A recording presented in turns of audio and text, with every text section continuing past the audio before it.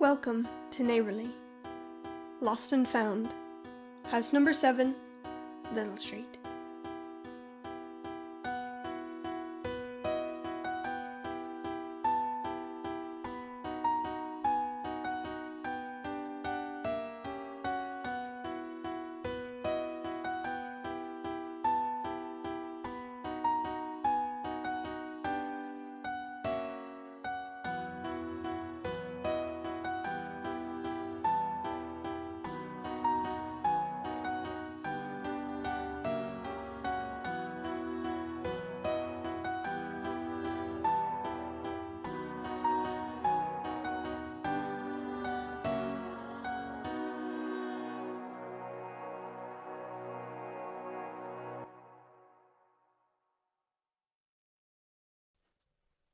On the short dividing wall that fits neatly between number 7 and 8 of Little Street, there sits a cat. It grooms itself, running rough tongue over snow-white fur. First, it deals with its right side, then it deals with its left. Its belly is next, followed by its lower regions, its legs, its paws. Toes stretch apart as the little creature pays the deepest of attention to all of its being. No single hair is left untouched, every area passed over once, twice, thrice. It is methodical in its work, and once it is satisfied, it settles itself down to cast a watchful glance along the road. Hours pass as it sits and stares and does not move, save for the occasional sweep of its head. A person walks past, petting the soft, mottled brown fur between its ears, and cooing some light greeting before they continue on their way. Once they are out of sight, the cat sits itself up and begins cleaning itself once more. Then, again, it settles and watches the street. Eventually, someone else comes along and pets the orange cat. It accepts the touch, watches the person unblinkingly, and then sits and cleans itself once they are no longer visible. The next person to wander along greets the graying feline with a full-bodied pet, complete with ear scratches and a touch to its nose, accompanied by a soft boop of a noise. The cat does not move from its spot. It sits, it watches, it greets, it cleans. Its fur continues to be pure black, or was it a soft, sandy brown? Ginger, perhaps. And it does not make a sound. It is guarding number 7, Little Street. Number 7 is a normal house. It has walls and a door and a roof, presumably. Windows, for sure.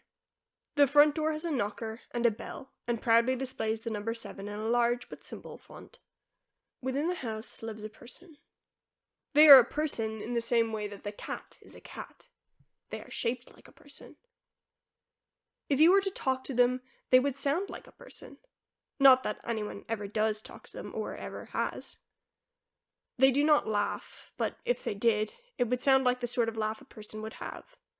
They have a face, as a person usually does. They have the standard features, a nose, some eyes, a mouth, some ears. They have hair, or they're bald. They wear glasses, or they do not. Sometimes they have piercings, sometimes tattoos. They wear clothes, of course. Most of the people on Little Street do. Name an item of clothing and they will have worn it. If not now, then at some point in the past, or the future. If you looked upon the being who lives within number 7 Little Street, you would assume them to be a normal person. And that is exactly what they would like you to think. No one remembers when number 7 became occupied. No one knows when the house was built. You could ask, of course. You could walk down the entirety of the street, knock on every door, and ask those 2 questions. When did the occupant of number 7 move in? How long has the house been there? No one could tell you. Number 7 has always and never been occupied. The building itself is both ancient and brand new. It is ever changing and ever the same. The person has a routine that they do not deviate from. At a certain time in what could be considered the morning, the front door of number 7 opens, and out they step. Imagine them looking however you'd like them to. That is, after all, the easiest way to discern their appearance at any given time. Once the door has silently swung shut behind them, they approach the cat on the wall. The cat, forever guarding, does not move, save for a twitching of an ear in the direction of the being. A hand, small and delicate, or perhaps large and calloused, touches the feline upon its head and rests for a moment. For the first and only time that day, this day, any day, in fact, the cat closes its eyes. Fingers trail their way down the length of the cat, touch feather light, no matter what the digits might look like. The creature, usually silent, lets out a pleasured little purr of a noise as it presses into the attending hand in a way that it simply does not when passerby greet it.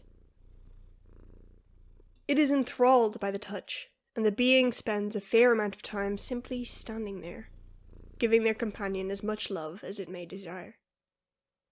Once the greeting is complete, the being removes their hands, and the cat's eyes open once more.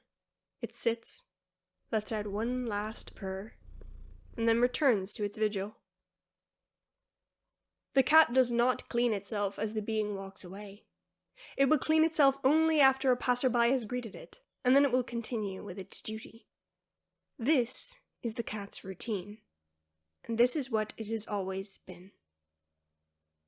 No one knows where the being goes each day. You could follow them, if you really wanted to, but you would lose them almost as soon as they leave Little Street. And, unfortunately for you, once you have lost sight of them, you will not find them again until they return, many hours later. They greet the cat, this time only with a simple brush of a finger against an ear, and then they retire into number 7, where they will stay until a new day requires their attention. This is the being's routine, and this is what it has always been. Until today. Today, the being does not simply greet the cat and enter their abode.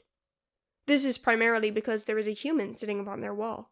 Idly kicking their legs out, they look to be perfectly content as they coo over the cat-shaped creature that sits beside them. The stranger starts at the appearance of the sole occupant of number 7, and immediately jumps to their feet, an almost nervous smile tilting their lips. They stumble out a greeting, and offer a hand for the person to shake. "I'm Bentley." Bentley, they are actually a person by the way, and not just person-shaped, has a pleasant smile, startlingly bright eyes, and what some would call an interesting fashion sense. A plaster cast holds their wrist stiffly as it hangs by their side. The being does not immediately take their hand. There is a slightly awkward pause as they stare at the appendage, almost wondering what it is for, before they shake themselves out of their stupor and grasp it lightly.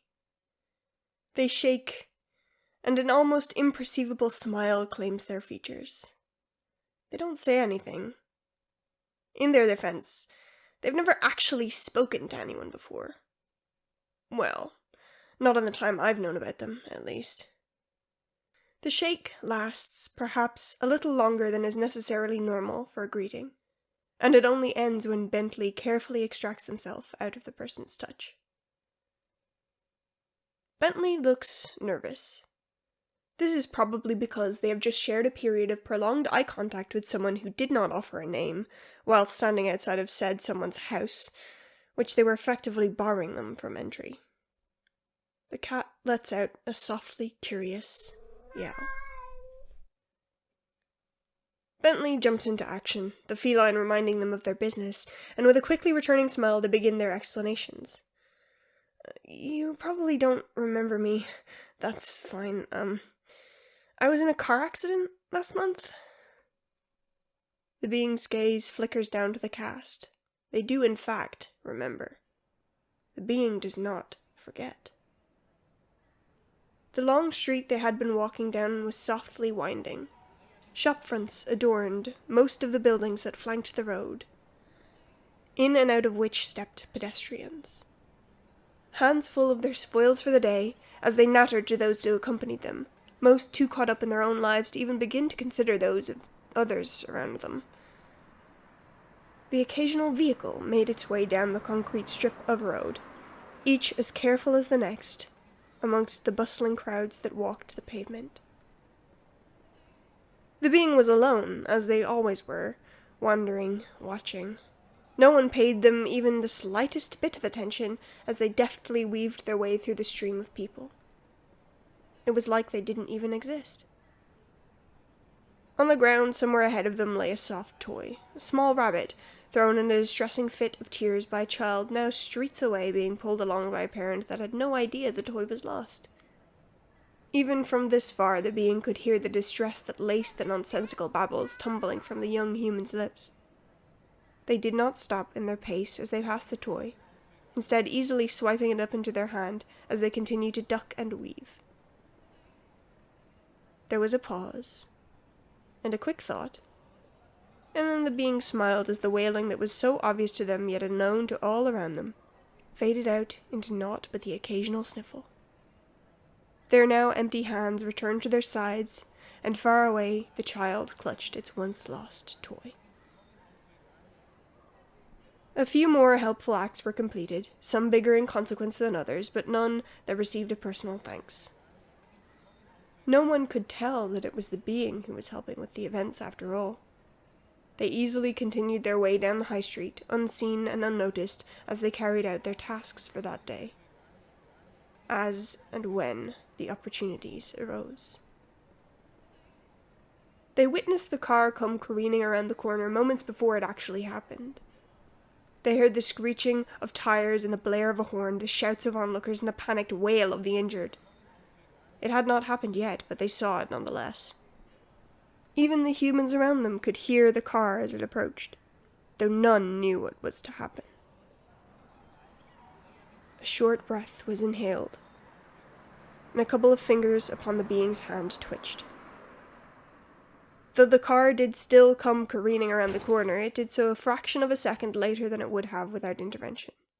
An accident that would have affected Manny, and for years to come, instead became a simple bump, a lightly scratched paint job, and, unfortunately, a broken wrist. Not everything can be avoided. Approaching the scene as the drivers clambered from their still intact vehicles, the being gave the cars and the nearby pedestrians a once-over, aware that none were irreparably damaged, but wanting to check just in case. As they passed, the passenger side door of one of the cars opened, and out came a person, wincing as they delicately supported their wrist. The passengers' eyes met those of the being, and they found themselves freezing, though for barely a moment before they hurried their way along to continue their tasks. When they returned home that day, they had barely registered their faithful companion, not even greeting the little thing as they pushed their way into number 7 and let the darkness within surround them. The inside of the house does not exist. Not in the way you'd expect it to, at least. Whilst the outside walls of number 7 are tangible and seated firmly in Little Street, the innards are definitely not. Imagine the front door as a portal, if you'd like, that leads from Little Street to this other place that is slightly out of sync with the rest of the world. As far as anyone is aware, no one but the being has ever actually entered the house. The room within, or the dimension, or whatever you'd like to call it, is linked to the being's very essence. It forms its structure along the thoughts and needs of its occupant, and after a short period of calming darkness, it began to create. The being stepped forward, and from beneath their foot a floor began to ripple itself into existence. It spread out ahead of them, unfolding from the void to form a corridor beset with what must have been hundreds of doors. They ignored them all. They ignored the doors small enough for a gerbil, and the doors tall enough to easily accommodate a giraffe. They passed rounded doors, and doors with painfully sharp angles. They didn't spare a glance for brightly coloured red and orange doors, or even the one door that was labelled, a single word scribbled on pastel blue wood, Wilbur. None of these doors were where they were going. That one up ahead, plain in style with pearlescent sheen, their steps quickened.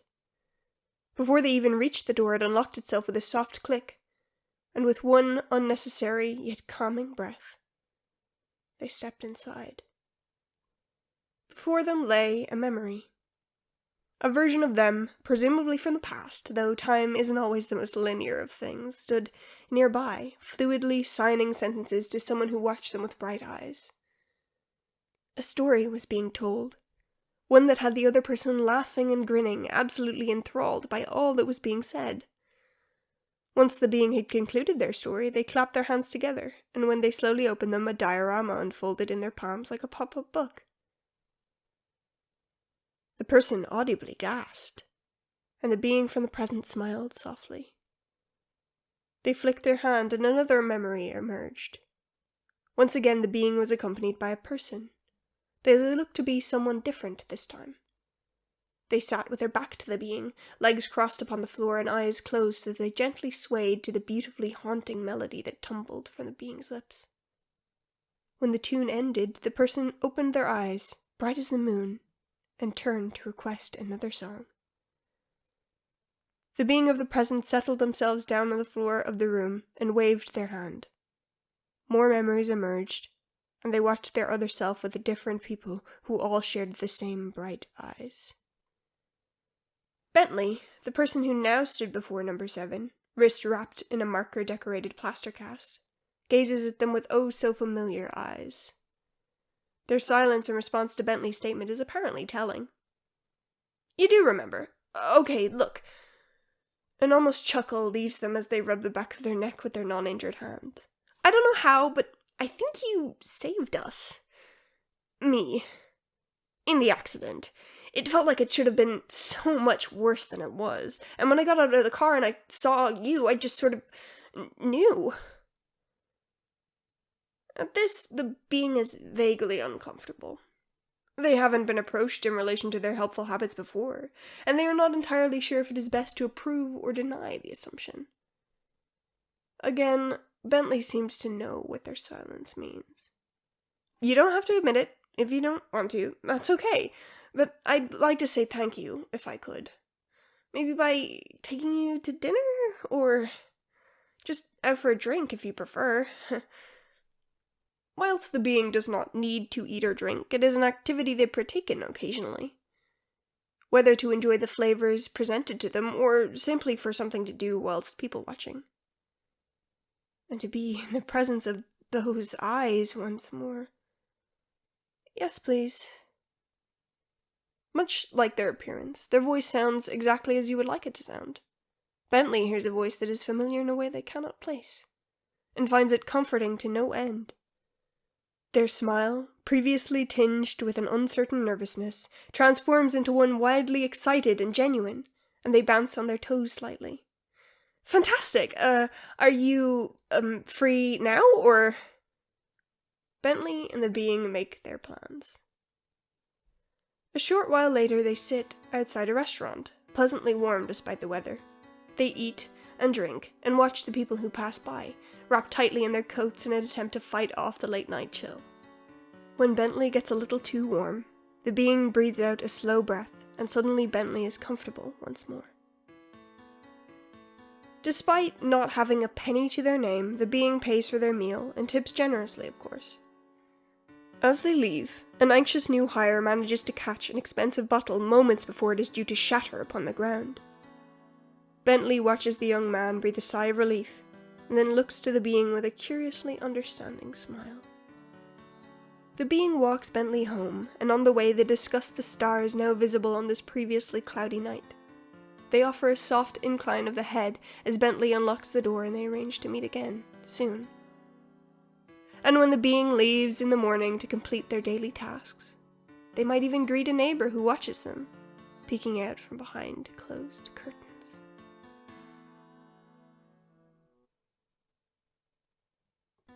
Neighborly is distributed under a Creative Commons Attribution Share-alike 4.0 International License. Today's House was written by Andrew Mercator and edited by Matthew O.K. Smith, with music by Alex Schwartz and art by CloudyAppleArt. The narrator is voiced by Matthew O.K. Smith. To find out more, visit neighborlypod.card.co or follow us on social media at neighborlypod.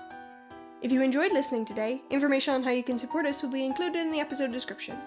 Most of all, we would appreciate it if you told a friend, because they might tell a friend, and they might tell a friend. And who knows, eventually God might finally listen to us.